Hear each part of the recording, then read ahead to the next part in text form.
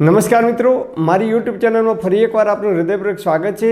આજનો ટોપિક છે મિત્રો કે આજે હું તમને એક એવી આયુર્વેદિક પદ્ધતિથી બે વસ્તુનું મિશ્રણ કરી અને માટલીમાં ભરી રાખવાનું છે માત્ર 21 દિવસ સુધી, અને પછી એનો પાવડર બનાવી અને તમે અડધી ચમચી સવારે અને અડધી ચમચી સાંજે માત્ર અડધી ચમચી ખાવાનું રાખશો તો જે લોકોને પગની અંદર ઢીંચણમાં વા આવે છે, ઢીંચણની અંદર ઘસારો પડે છે, ઢીંચણનું ઓપરેશન કરાવવાની જરૂર પડે છે, ઢીંચણની ગાદી ઘસાઈ જાય છે, આ તમામ પ્રકારની બીમારીઓની અંદર અદ્ભુત પરિણામ આપે છે। અને જે બહેનો પ્રેગ્નન્ટ મહિલાઓ છે એમને B12ની ઉણપ આવે છે, એ વિટામિન એની, વિટામિન બી, એટલા પણ વિટામિન્સની, ખનિજ તત્વોની, લોહ તત્વની જેટલી પણ ઉણપ આવે છે તમામ પ્રકારના વિટામિન્સ પણ એની અંદરથી મળી રહે છે।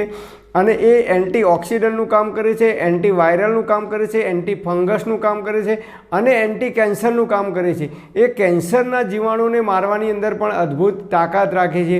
કેવી રીતે બનાવવાનું એ જોઈએ તો એના માટે આપણે એક માટલી લેવાની અને માટલીની અંદર 250 ગ્રામ આખી હળદર લેવાની।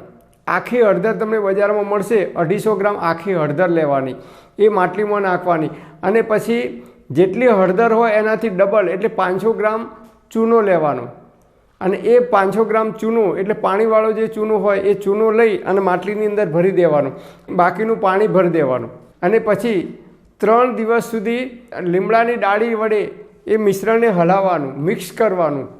આવું 3 દિવસ સુધી કરવાનું તમારે। જેમ આપણે અથાણું હોય તો અથાણાને બહાર તડકા મૂકી અને થોડી દિવસમાં 1 કે 2 વખત બેનો મિક્સ કરતા હોય છે, અથાણું આમ કણચીથી હલાવતા હોય છે, એમ આની અંદર એ મિક્સ કરી અને લીમડાનું, કડવા લીમડાની જે ડાળી આવે છે એ કડવા લીમડાની ડાળી લાવવાની એક મજબૂત અને એના વડે એને મિશ્રણને મિક્સ કરવાનું। આવું 3 દિવસ સુધી કરવાનું અને 3 દિવસ એનું પાણી બદલવાનું, ઉપર જે પાણી આવે એ પાણી બહાર કાઢી દેવાનું, ફરીથી નવું પાણી ઉમેરવાનું। આવું 3 દિવસ સુધી એનું પાણી બદલવાનું અને 3 દિવસ સુધી એને મિક્સ કરવાનું અને પછી આના ઉપર એક સફેદ કોટનનું કપડું હોય તો બાંધી અને ઘરની અંદર ગમે તે જગ્યાએ મૂકી દેવાનું। 21 દિવસ પૂરા થાય, ટોટલ 21 દિવસ પૂરા થાય પછી તમે આ માટલીની અંદર જોશો હળદર અને ચૂનાનું મિશ્રણ થઈ, હળદર છે એ ચૂનાવાળી થઈ જાય છે, એટલે કે ચૂનાનું શોષણ કરી લે છે અને પછી એ તમે હાથેથી કાઢી શકશો નહીં, પછી માટલીને ફોડી દેવી પડશે, તમારે માટલીને તોડી દેવી પડશે અને માટલીને ફોડશો એટલે એની અંદરથી જે ચૂનાનું મિશ્રણ, હળદર છે, હળદર અને ચૂનાનું મિશ્રણ નીકળશે, એની અંદરથી તમારે હળદર છે એને સાફ કરી દેવાની અને એ આખી હળદરના ટુકડાને સાફ કરી અને એક વાટકી અને એક થાળીમાં કાઢી દેવાના। પછી એ હળદરના ટુકડા છે એના નાના ટુકડા કરી અને એનો પાવડર બનાવી દેવાનો।